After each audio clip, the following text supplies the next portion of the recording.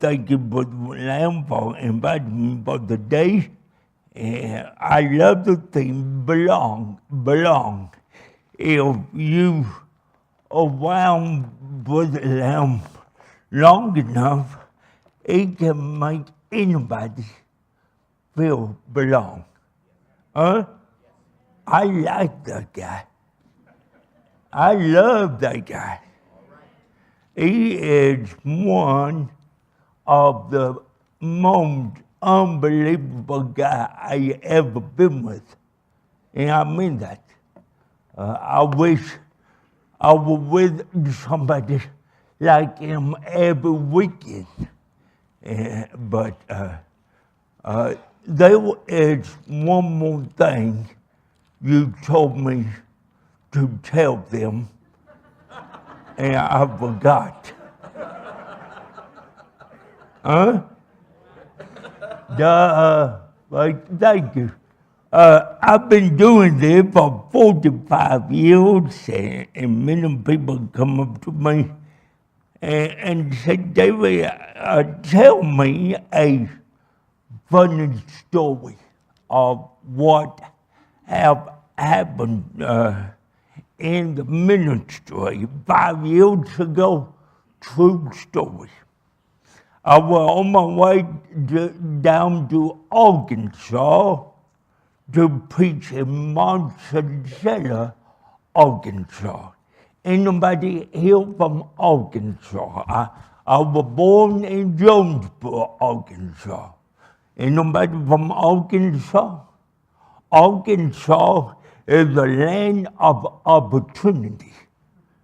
And when I was 14 years old, I took my opportunity and I left. And I never been back. But 5 years ago, on Easter Sunday morning, I was preaching in a church in Monticello, and I was driving down on Saturday afternoon like I normally do. I went through a little town of Hazen, Hazen, very important name to me. And I was speaking a little bit, not much, but a little bit. And I was going about 95 in a 45 zone. And about the time I saw my speedometer, somebody else saw me before I did. And I pulled over and he pulled over, and when I got out of the car, I was praying all the way up to my car. Oh Lord, don't let him think I'm drunk.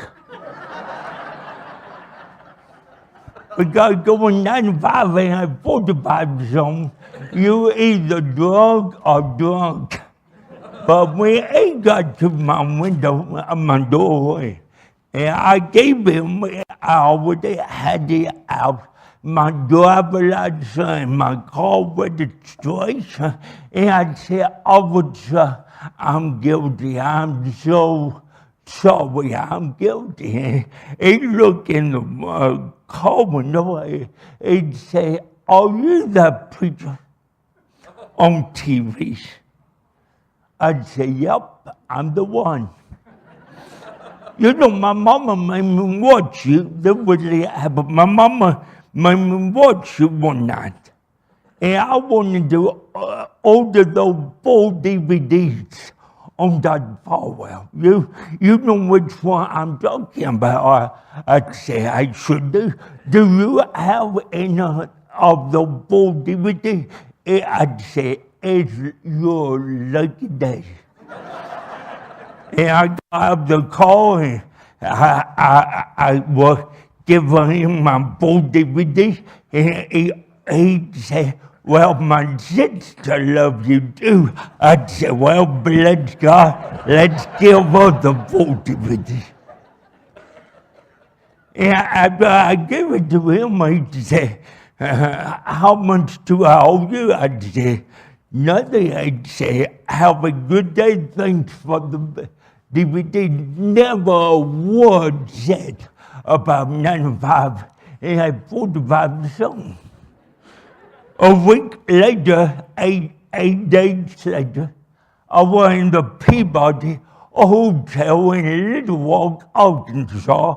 I was the keynote speaker to a bunch of young people, about 4,000 young people at the Peabody. It was a 3-day conference. I spoke all 3 days. And I called down from my room, the room supper. I said, ma'am, I like to order chicken fingers with blue cheese dressing on the side. And she said, sir, you have to wait over 2 hours. We got 4,000 young people in the hotel. It's going to be way over 2 hours. I said, never mind then. I put down the bowl, and about 30 seconds later, the phone rang. I said, hello. She said, oh, are you that preacher on TV? I said, yep, I am. Do you remember 1 week ago, you were pulled over for 8 doing 95 and I 45. So I said, yeah, how do you know that? And she said, the officer is my son. And let me tell you, Peter, my son called me last Easter morning, at 5:30 in the morning, and said, Mom, I've been watching DVD all night long. I'm getting wild with God. I'm getting my family back in church. And she said, 2 hours before him, my daughter called me at 3:30 Eastern morning and said, Mom, I just saw David Live's story on DVD and I just knelt down by my couch and gave my life to Jesus. And she said, do you happen to have those 4 DVDs? I said, it all depends. If you got any chicken fingers, the moment I get my chicken finger, the moment I give you the full DVD, and 10 minutes later, and y'all came in, I opened the door, and I got my chicken finger. I gave her all 4 DVDs. The moral of that story is, I don't leave home without DVDs. I tell people all over the country, I don't have name recognition. I have voice recognition. When somebody heard me 30 years ago, they may not remember my name, but they remember I can never make an obscene phone call. Duh. But I thank God. See what I told you this morning, and many of you heard tonight, but I told you this morning that God took my greatest liability and made my greatest asset. And therefore, I believe tonight that many of you think your liability is asset baggage. And you want to dump it. I'm telling you, don't waste your pain. Don't waste your asset baggage. Let God turn that liability into your asset. Don't be ashamed of what you've been through, what you've done. Don't be ashamed. Don't if you are a child of God, you belong in the family of God. And because you lost a child, don't waste that pain. Share that pain. If you've been through a divorce, don't wait. If you are in a breakup tonight, don't waste your pain. Get your eyes off yourself and put them in Him. And I'm a prime example what God can do with anybody's life. Amen? You got your Bible today. Turn with me to the book of Mark, chapter 2. The book of Mark, chapter 2. I won't preach as long as I did this morning, but it totally your call. If I don't think I'm coming through, then I got to say it again and again and again. And if you want to be out by 8:30, you better keep the amen coming. Now look up here. When I turned 40 years old, having cerebral palsy all my life, it wasn't big then, but when I turned 40, my arms got too short. And I had to buy reader glasses. I ate to wear my glasses in front of people, like on stage. And one night, a lady came up to me at the table and she said, "David, why don't you wear contact lens?"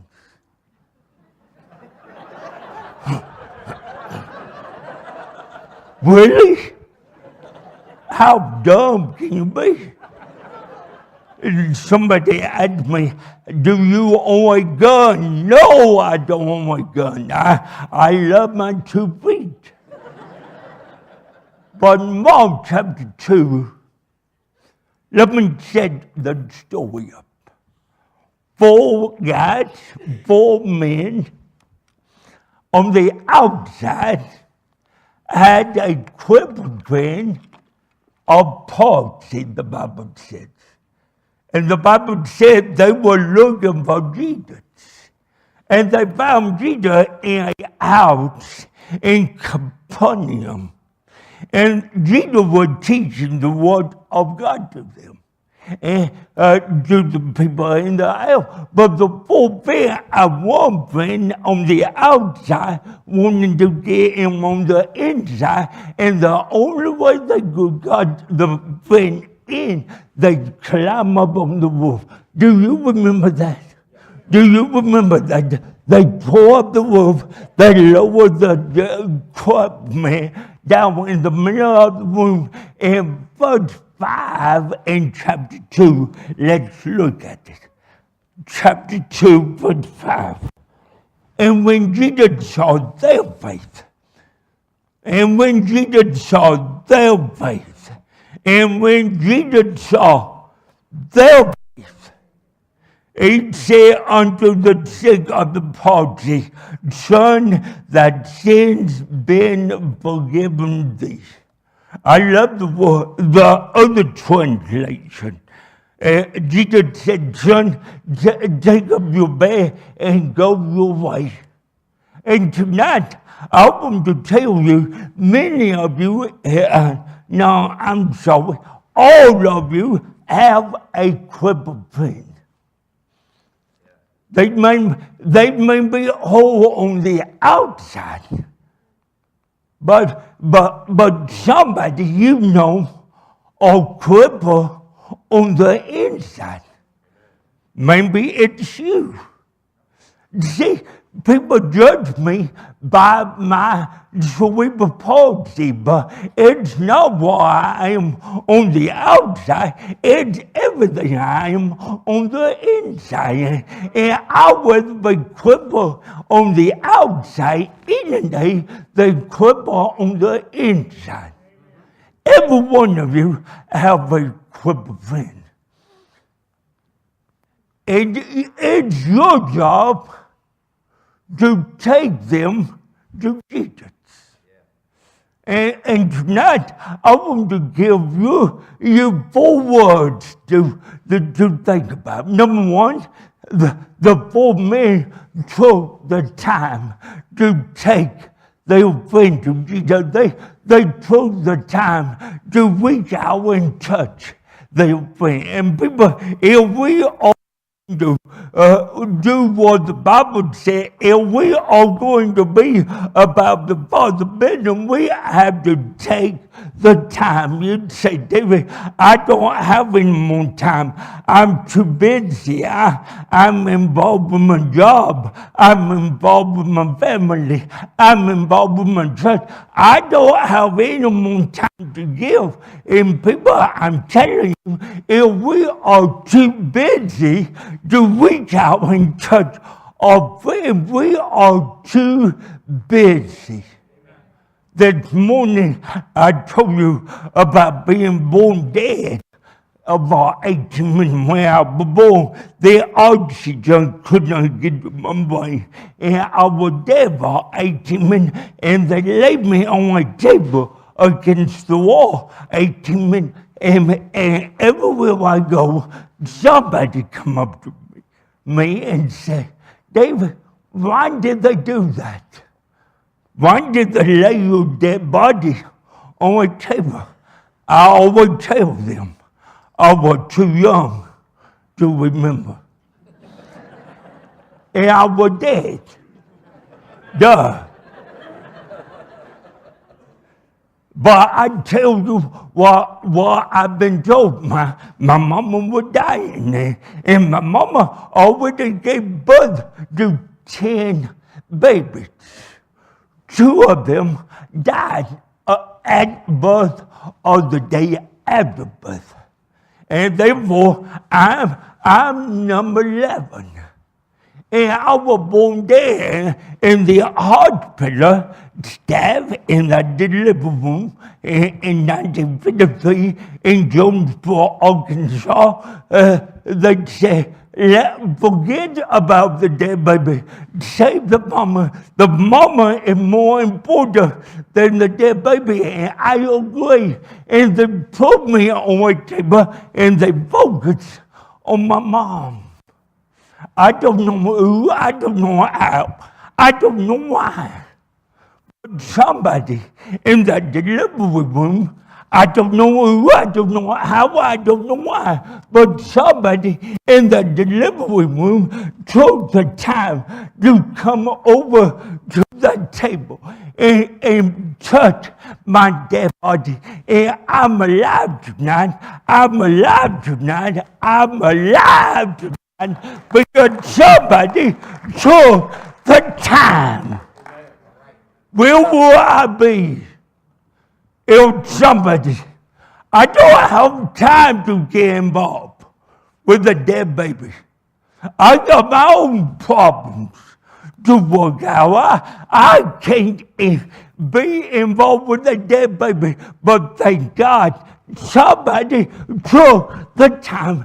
Do you know there are many people in the auditorium tonight? They are begging on the inside. Somebody take the time. Somebody tell me there's hope. Somebody tell me I belong. Somebody give me a little love and take the time, because somebody on your wall tonight, they might be sitting by you. They beg you on the inside. Somebody take the time. I told you this morning, about my dad died when I was 11. Told you my mama died when I was 14. All lonely days, lonely nights. I went to live with a sister. One night I went to a vacation Bible school. Y'all know what vacation Bible school is, don't you? I never the church. I walked in the door, a deacon saw me in the lobby and took me down in the basement. I hate basements. I despise basement because in the basement, well, my sister molested me for 2 years. The last thing I want to do is to go in the basement with anybody. And he took me in the fellowship hall. And the young people on one side of the room. And I walked in the door and nobody saw me walk in. I thought, cool. I don't want to bother them. I don't want them to bother me. And therefore, I went on the other side of the room like this, and I'd sit down and I'd chill, and I was minding my own business. I don't want them to come over to me. I don't want to go over to them. I want them to leave me alone. But about the time a boy my age came over and sat down by me, and he stuck out his hand and said, "Hello, I'm David. What's your name?" I said, "I'm David too." I didn't want to talk to David, but David wanted to talk to me. And he kept on and kept on and kept on. And everything David would say to me, I'd say, "Yep. Nope. I don't know." "What school you go to?" "I don't know." "Where you live?" "Yep." And he kept on and kept on and kept on. And every time he'd see me in school, he'd come over to my locker. He'd put his arm around me. He'd say, "Hello, David. I'm praying for you. Hang in there. Hang on a little bit longer. It won't be long. I'm praying for you. I love you. Don't give up. Don't give up. Hang in there." And kept on and kept on and kept on. And 9 months later, I got saved because a teenage boy took the time. I'm not a lady, but my wife is. We got 4 children. They know I know a little about being pregnant. I don't, but she told me. It takes 9 months. Hallelujah. I'm alive tonight physically because a hospital staff took the time. I'm alive spiritually. I'm born again. I belong in the family of God because some kid boy named David took the time. But look at me, people. There are people everywhere. Your preacher cannot reach. You own the billboard they read when you pass by. And I beg you, somebody on your seats tonight are saying, "Show me a billboard that I'm going to make it." But praise God, we know the end of the story, don't we? Amen. Number 2. I'm doing good on time. Are you? Number two, they took the effort. They took the effort.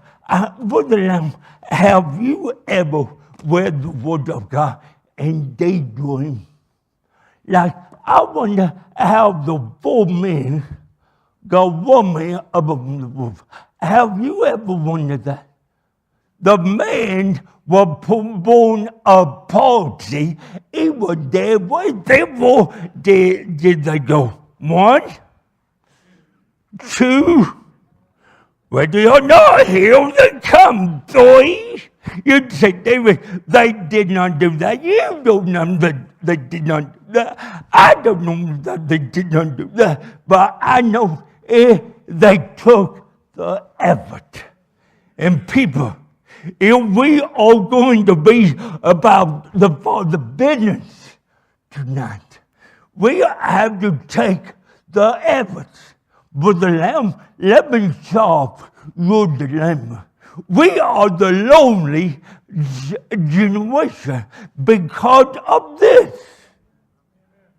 This, I can do anything I want by this.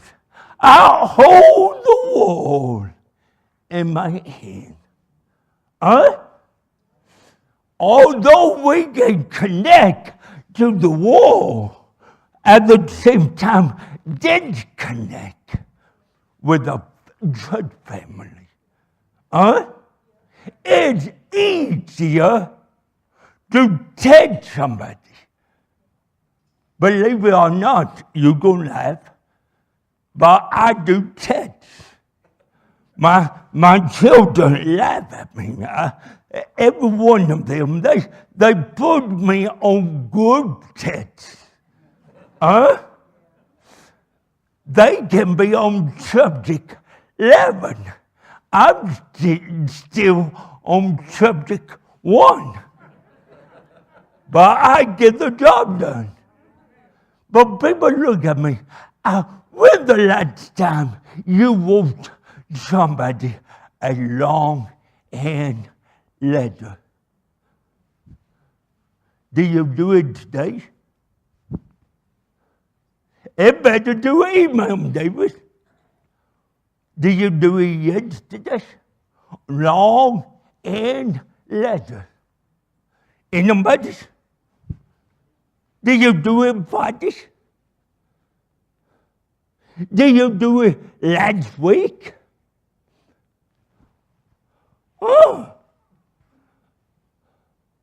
But there are lonely people out there, don't you think? Why? Because you email them.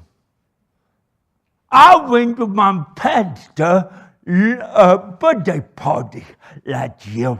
He turned 90 years old. There were 42 of us there. I was the only non-family invited. You won't touch me? But when the 4 kids gave him their gift, all 4 of them gave them a shoebox of letters. Probably 50 letters in those shoeboxes each.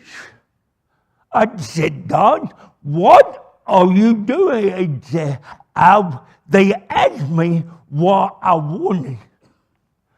I don't need any more tithes.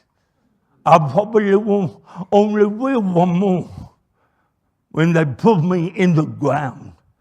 I don't need any more shoes. I don't need any more handkerchief. I want letters to sit down in my chair in my living room and see how important I am to my children. He telling me that story, bawling like a baby. And I got to bawling. That's a good idea.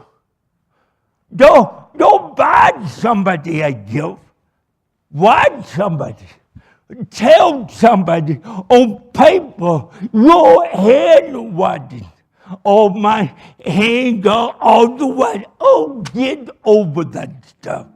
I got cerebral palsy, but one of the greatest compliments was about an hour ago, a man came up to me and said, "Can you sign my Bible? I saw you in 2008 and you signed my Bible. Can you do it again?" And I went over there.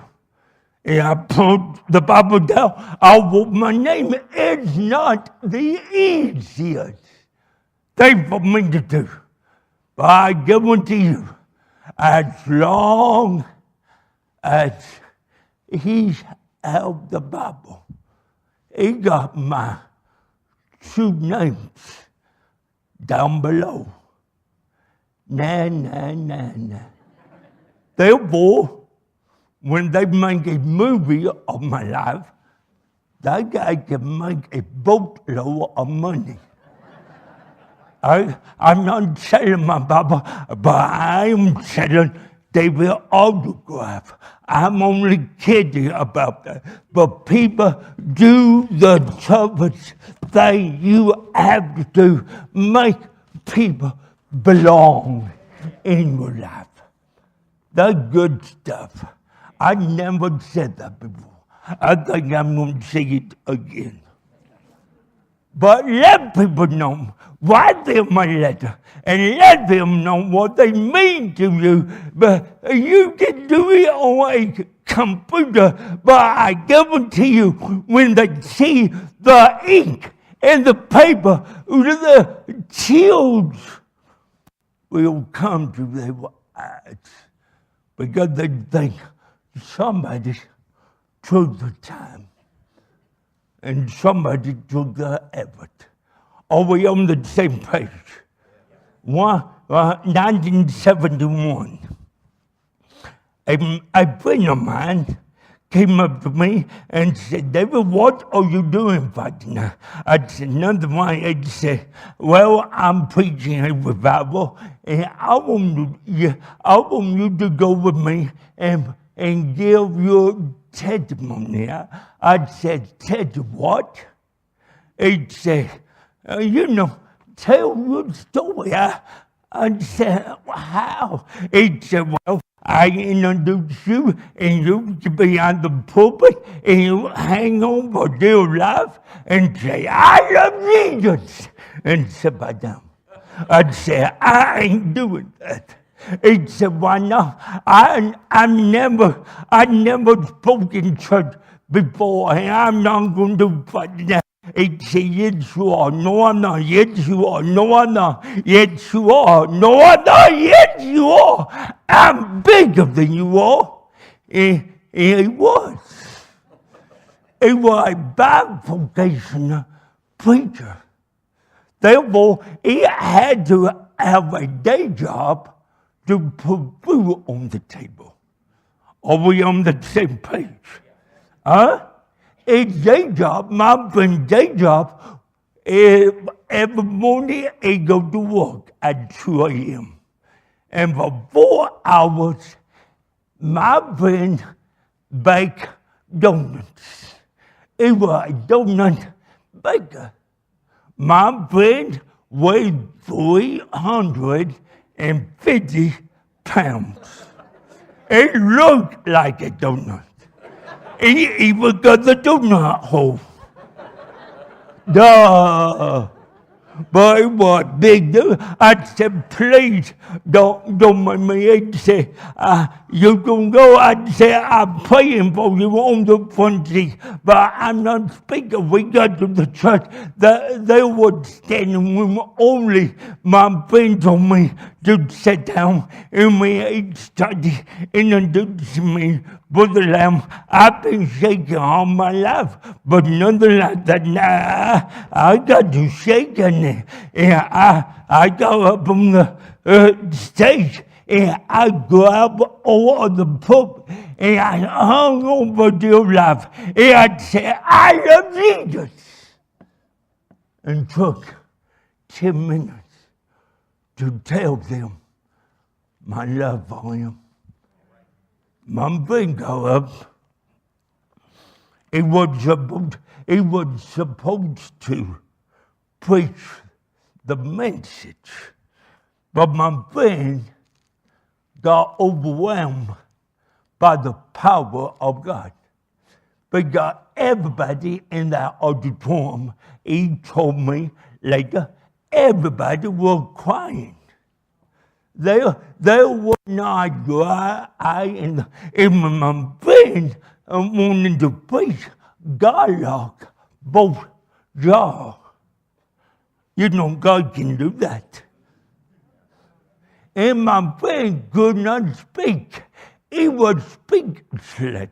He was overpowered by the word of God. Even though he was Baptist, he could not say one word. All he could do was give an invitation. He gave an invitation like this. And everybody, four people came and knelt down at the altar, and they put their hand in their head, and they were in, and I was sitting down. They were elderly men, elderly women, young people, young men, young women. I heard a bunch of people say, "Oh God, forgive me for complaining.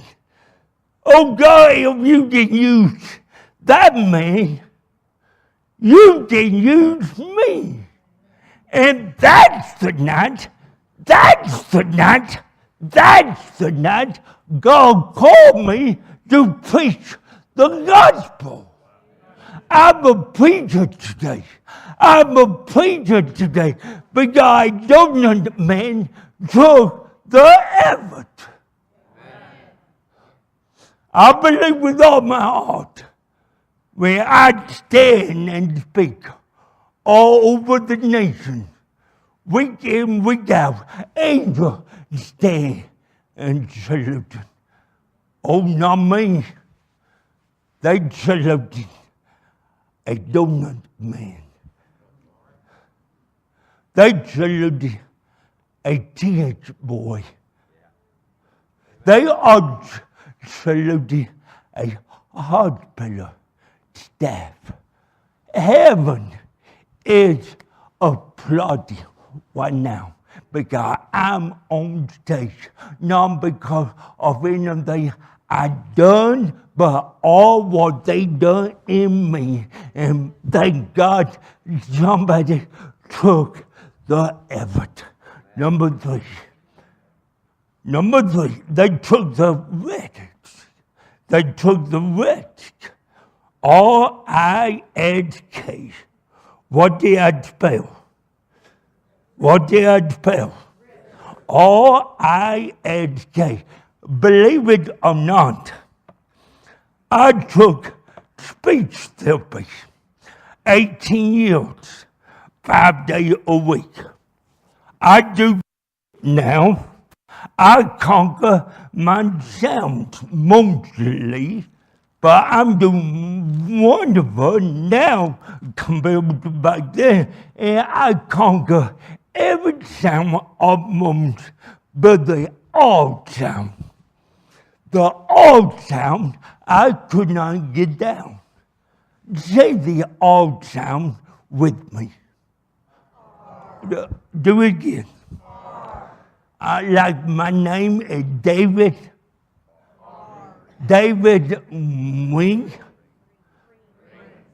W-I-N-G. I'd say David Wing. There are many people in the room, W-O-O-M. It became a big problem one night when I preached a revival. And I told the people, turn their Bible to the book of Romans.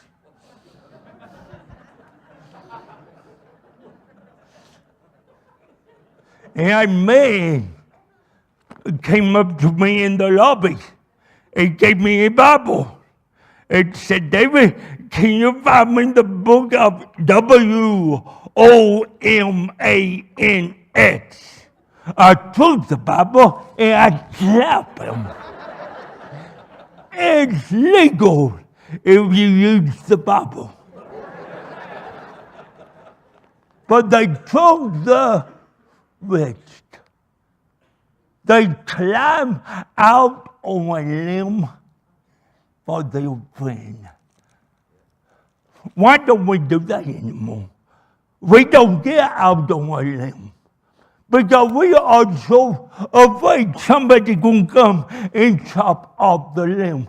But walking the life of faith journey is the best walk to walk.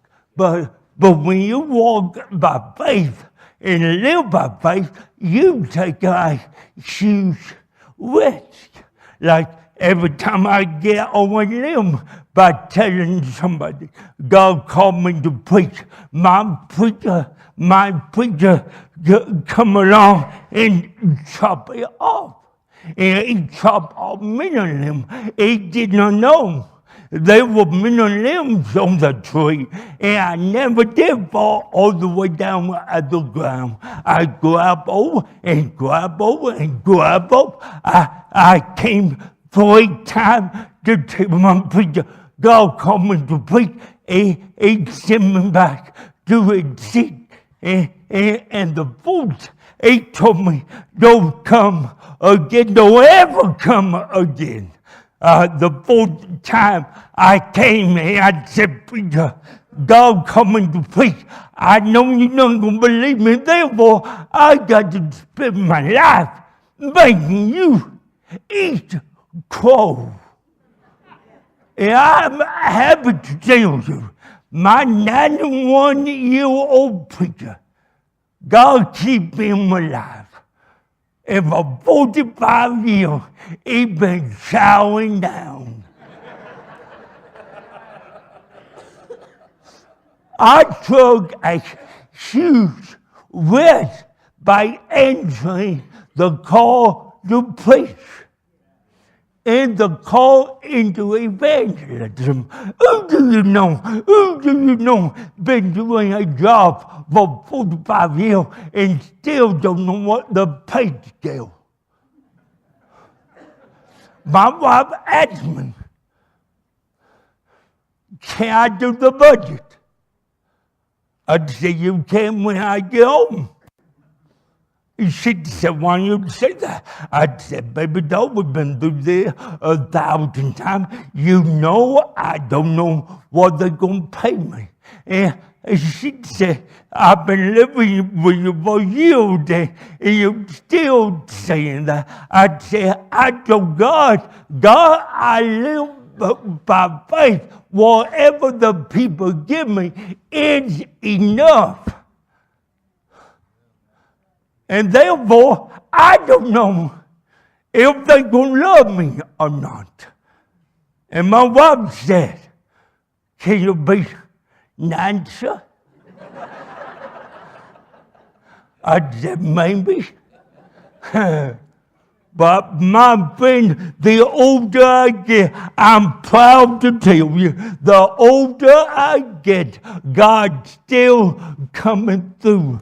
The Bible says, God shall supply all my needs according to his riches and glory, and living by the rest, and living by faith. Let me remind you, somebody went out on a limb for you. Think about them for a moment. Who went out on a limb one night? Who got down on their knees in the dark and say, oh God, don't let my son go, my daughter.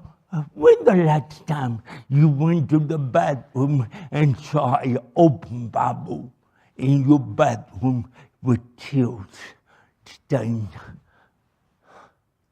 I tell my kids many times, you're not going anywhere away from God. Your mama been praying for you one by one, and thank God every one of them can see the fruit of praying. Mama went out on a limb when Daddy was gone. When they have a football game, I'm gone, but Mama went out on a limb. I will preach the word of God, but see, when you are faithful, great is thy faithfulness. Man, that's good stuff. It's not my faithfulness.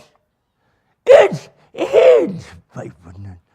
I tell people, He will be faithful, even though you may not be faithful. But that's the unconditional love. 1982. No, my bad. 1972. Two men came to my church. They were going to do an 8-day revival. Anybody in the auditorium remember the 8 days revival? We start on Sunday, go every night until Sunday. Y'all remember that? And about 5 till church time, Sunday morning, two men, the song leader and the evangelist, both full-time evangelists, one leader, the singer, one priest. They came out of the door like that and they sat on stage. And I sat down in front. When I got saved, I became a ring leader. W-I-N-G. I became a... And what I do, every one of the young people do what I do. Because if David does it, their mom and daddy won't get on to them. They think I'm cool. And I start laughing at them. Because both of them had on suits, loud suits, purple suits. You know Barney on TV. I love you, you love me. One looked like Barney, and the other one looked like Baby Bob. And I'm dying laughing at them. And both of them had on boots. Not cowboy boots, but go-go boots. And they had zipper up on the side, and heel on them like this. And I said, stay away from you. Stay away from me. My mama told me about people like you. It was amazing. The song leader go up and started singing Amazing Grace, how sweet the sound that saved a wretch like me. He went into it. Bill gave the number, Jesus, Jesus, Jesus. There was something about the name. In 30 seconds or less, we were eating our hand. It set the table well that morning for the preacher, and the preacher go up. And every night we flooded the doors of the church. We came every night. We could not wait until God. We did not stay away because we thought if I'd stay away, God might show up. I was brought up on that philosophy. If God show up, I want to be there. Huh? That's why I go to church every time the door opens.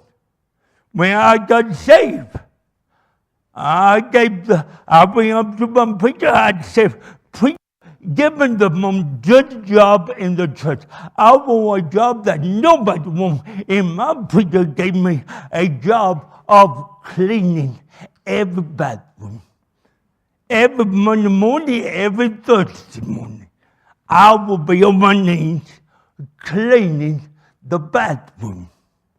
And those two guys came to my church, and they came up to me on the last day of the revival. I said, they came up to me in the lobby and said, David, we've been watching you live this week. You have? You love God, don't you? Yep, I do. You want to serve God, don't you? I hope it shows. I'm cleaning the bathrooms. I've been doing it for almost 3 years. And just the other day, I said, God, if this what you want me to do until the day I die, I will clean toilets for you with gladness. And God saw my heart. And God moved on them and said, how will you like to go with us every other week and share your life story? I said, I love you. The next day, I went out and I bought me a loud suit. Yep, in downtown Kansas City, in the hood, where I found me some white patent leather go-go boots. I still got my go-go boots. Don't be fun. I'm go-go boots. But people, I feel so tall because two men took the rich with me. They gave me a platform. 20 years later, Clyde Childs called me up. David, you live in Orlando, don't you? Yep, I do. You got a wife and 4 kids? Yep, I do. Good, I'm coming down. My wife is staying with your wife and 4 kids, and you are taking me to all the training baseball camp. And Clyde was an avid St. Louis Cardinal fan. Therefore, I took him the birthday game we went to was St. Petersburg, Florida, and we spent 5 days going all over Central Florida and some many baseball games. And one night, one afternoon, I looked into Clyde's eyes. We were watching a game, and I was all excited. And I said, Clyde, take me back 20 years ago. What do you ever see in me? Why do you go out on the limb? Why do you and Jim took me to big churches?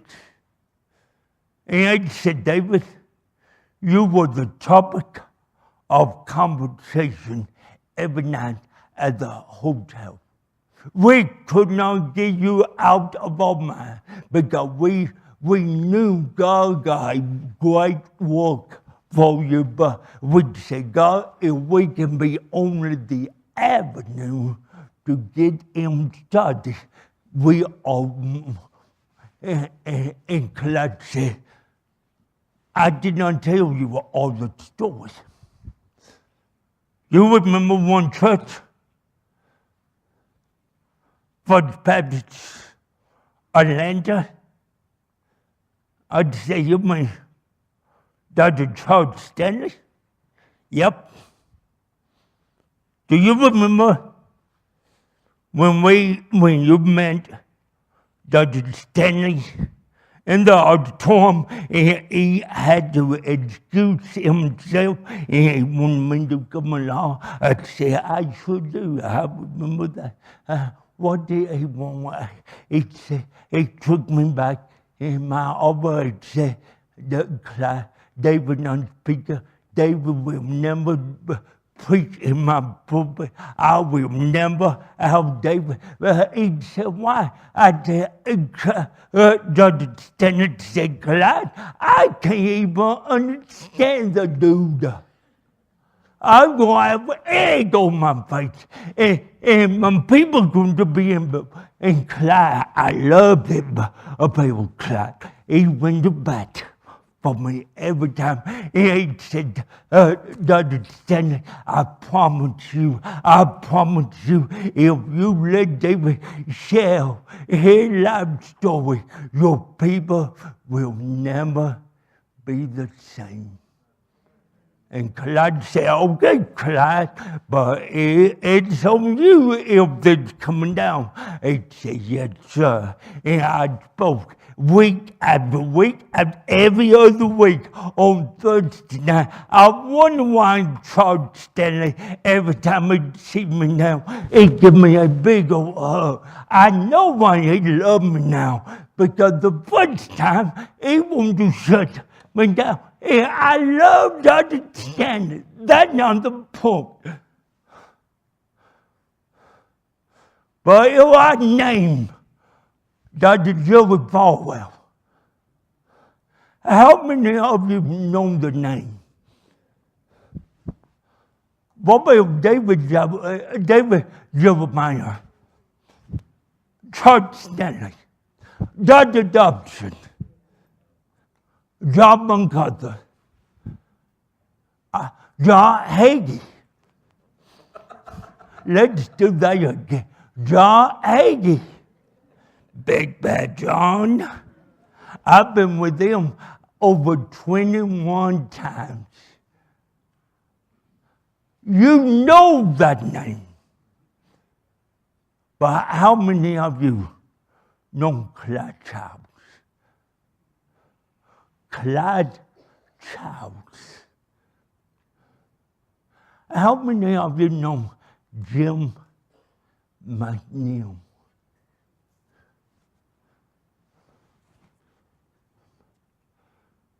Behold tonight, angels are standing and saluting Clyde Childs, Jim McNeil, the donut man, the church boy, the hospital worker. I am who I am because they took the time, the effort, the words, and I got one more. I'm doing good on time. You will be out here a little bit. My children would say, Dad, when you say you are closing, you still got 45 minutes to go. I'd say, you love it, don't you? And they'd say, no, if you said under your preacher one time, you cut your message in two. I'd say, look at me, I'm still your ATM machine. They can be 37 or they want to, or 28 or 30. I'm still, Dad, do you have any money? Never mind, I found your bill on your bed. Hope you don't mind. Can't nobody relate. They took the time, the effort, the words, and one more. They took the love. Jesus said, the Bible says, Jesus saw they were faith, hope, and love. These three remember the greatest of them is love.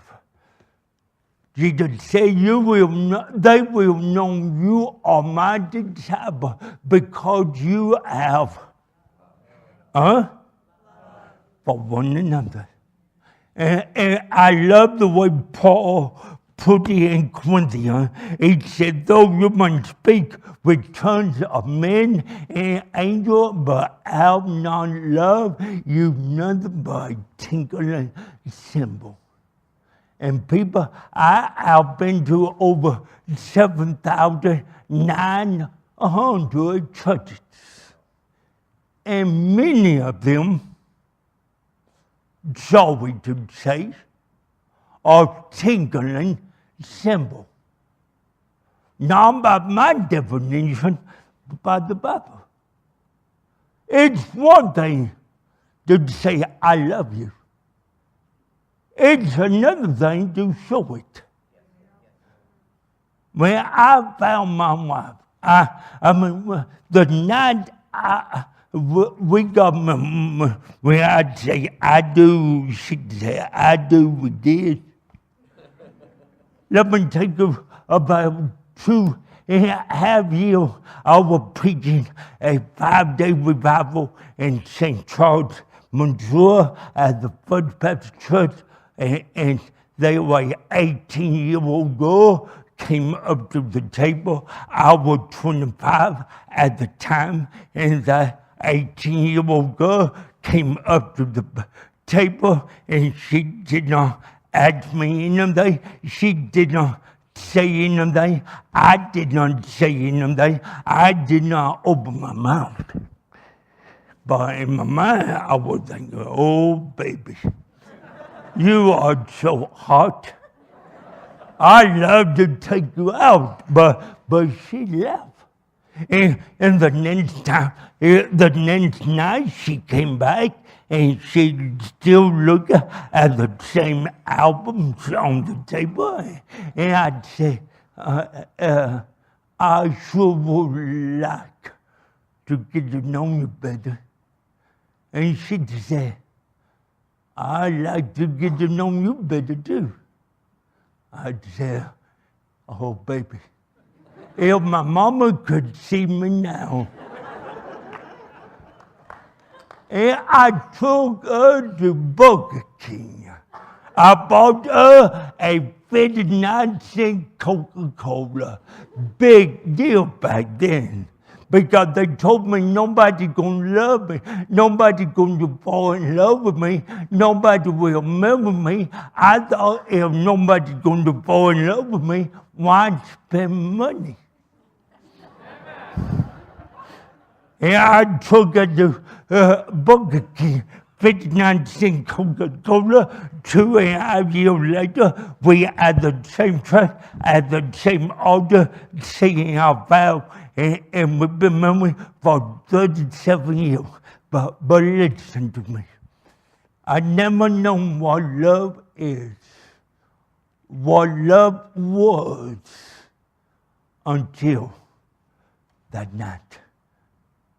Now, a bedroom love is much greater than that. Because when she said, I do, she was saying, I do see the pain in his face.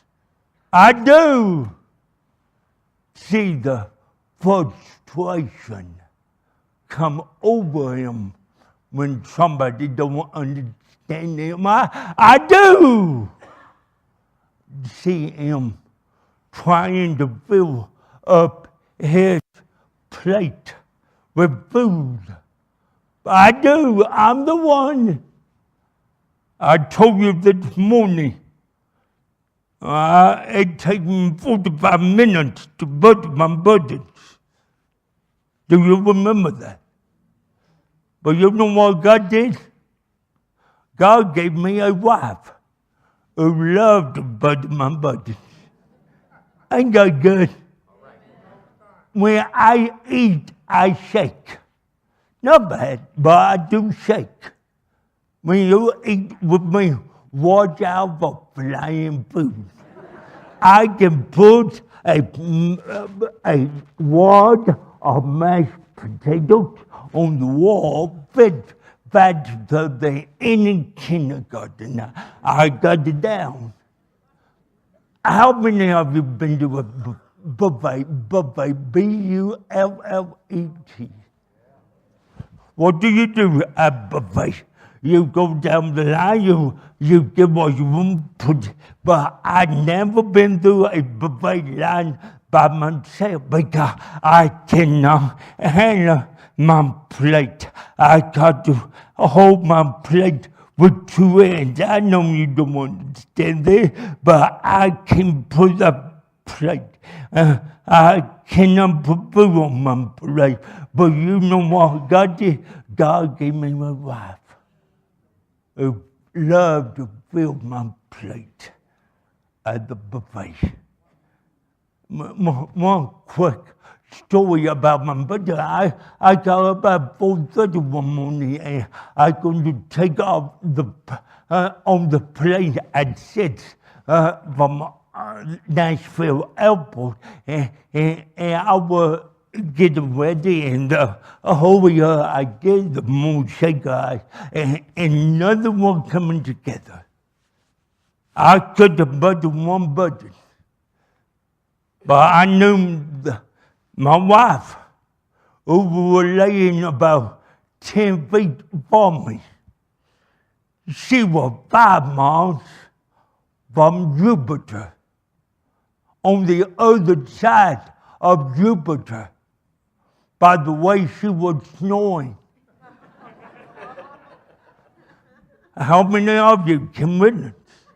I knew she was in Jupiter land, but I thought if I go over and bother her, she's going to whip me, and I'm not going to do it. But I couldn't but my butt. I walk over to our bed. I put my wife on the arm and said, baby doll, turn over and butter me.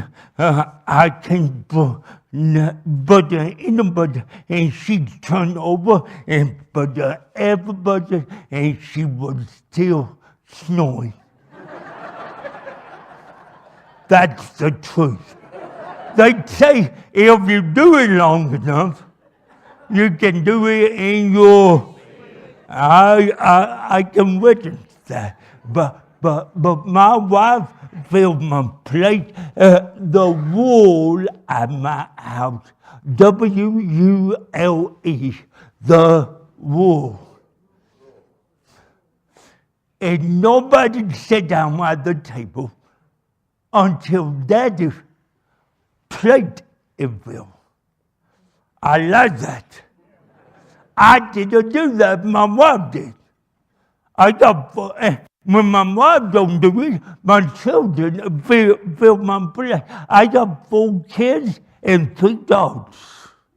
Football dogs, Maltese dogs, 4 pounds, 6 pounds, 7 pounds, fully grown. And every time I come home, I hear them when I reach the garage door. Yep.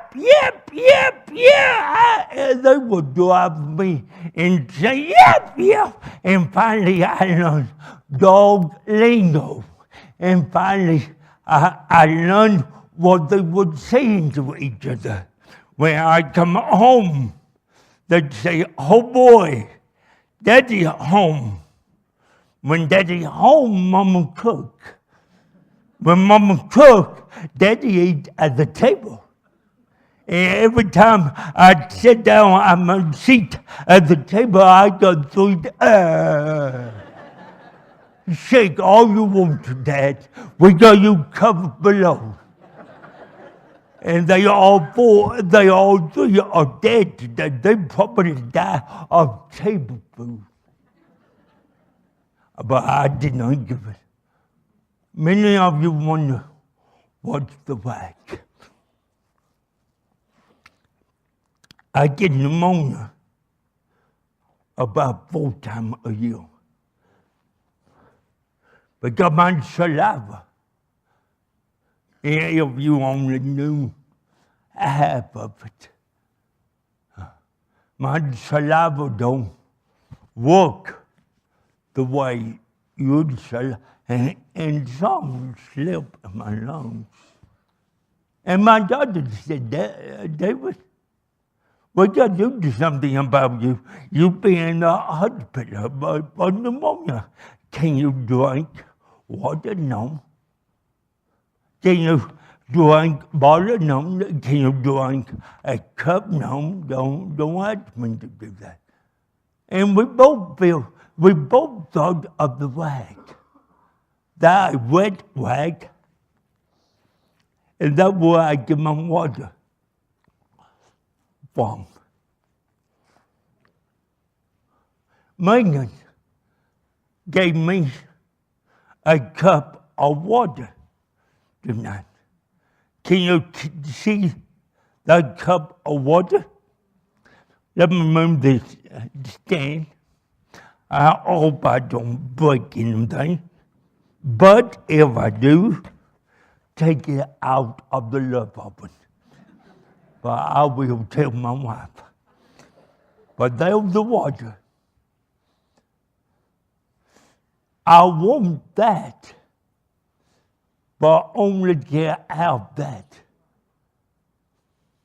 Because that do a better job than that. But if I pick up that cup by myself, it's going to go all over the everything up here. And therefore, I learned, leave the water alone. Although it craved, my body is craving the water, that's all I have tonight. But there's the water, huh? I'm thirsty tonight. And I can't have that cup of water by myself, but I can if somebody help me. I'm thirsty tonight. There's the water. I can't have that water. I got you the water. I'm thirsty tonight, but I can't have that water. But I can't if somebody help me. I'm thirsty tonight. Come on. It took you long enough. What's your name? Greg. Greg? Greg. Thank you. You're welcome. Go get that water. And let me warn you, I do the work. Okay. You hold the cup Got it. from the bottom. Got it. Hold it with both ends tight. Don't turn loose. Okay. And if I say turn loose, you turn loose slowly. Do you understand? Got it. You got to understand me. Do you want? You are shaking too. You got cerebral palsy too. Ain't nobody want to come and help him. But people, the more I go through there, every time I get a drink of water, lower your hand a little bit. Please lower your hand. Don't turn loose. And this is the smallest glass I ever used on stage. So if it break, it's on you. That's okay. I know you don't understand, but try to. Everything I do take time, take effort, take risk.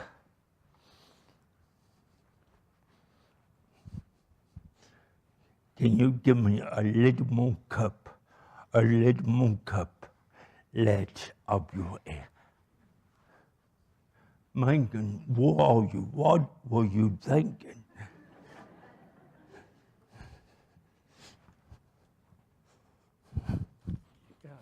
You got it. You got it. Don't let go yet. I ain't let go. Now let go slowly, please. Okay. Let go real slow. You got it. Lower your hand. You got it. That's all right. Praise the Lord. You got it.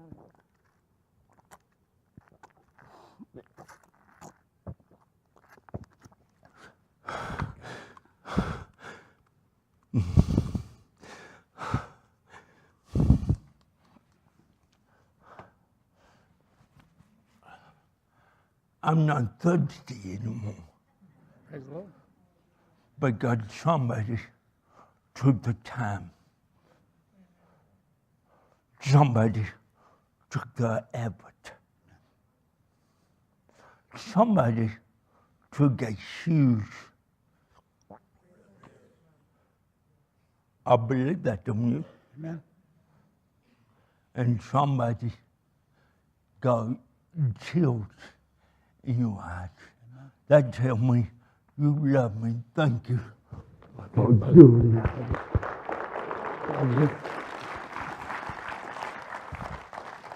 You can put that.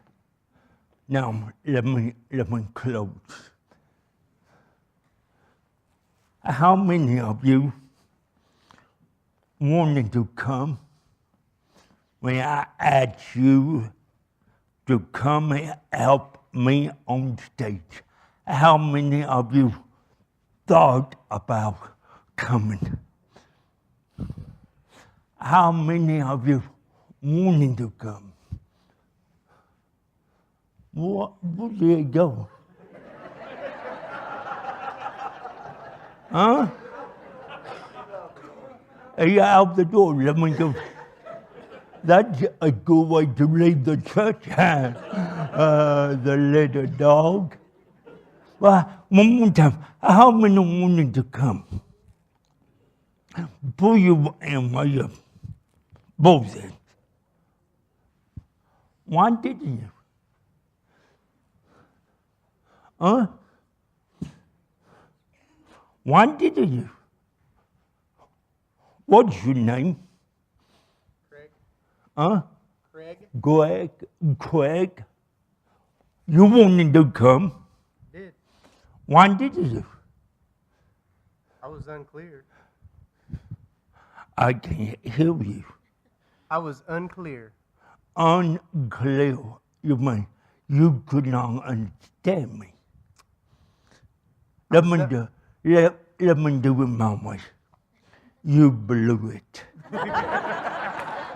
Just take ownership and it's your part. What's Forgive me, your Lord. name? Lydia, I love you. Keep telling him. You blew it. Do you want him to come? Yes, What's your name? Jason. Why didn't you come? I blew it. He did. Do y'all know each other? Yes. Do me a favor. Tell him 30 times a day for 30 days. You blew it. You blew it. You blew it. And then don't forget, I won't. she blew it too. And you can say back and forth. You blew it too. You blew it too. I love you. What's your name? Rick. Rick. Yeah. How are you? That's not on my agenda. You wanted to come, didn't you? I did. I saw you. And I've been doing this for a long time. And I almost can tell who's going to move about the 5th time. Well, why didn't you? You were almost, I was cheering you on down deep. I was. Why didn't you come? I guess I You blew it. Yeah, I blew it too. I love you. What's your name? Debbie. Debbie. I love you. Ann. Ann, I love you, Ann. I love you. You still blew it. What's your name? Blaine. Blaine. Blaine. I love you. I love you too. Thank you. I love you. Wanda. Belinda. Wanda. Wanda. Wanda. Wanda, do you come? Wanda, I don't know. you blew it. Wanda, do y'all come? See what I'm saying? Anybody can do this. Anybody. Anybody. Anybody can do what I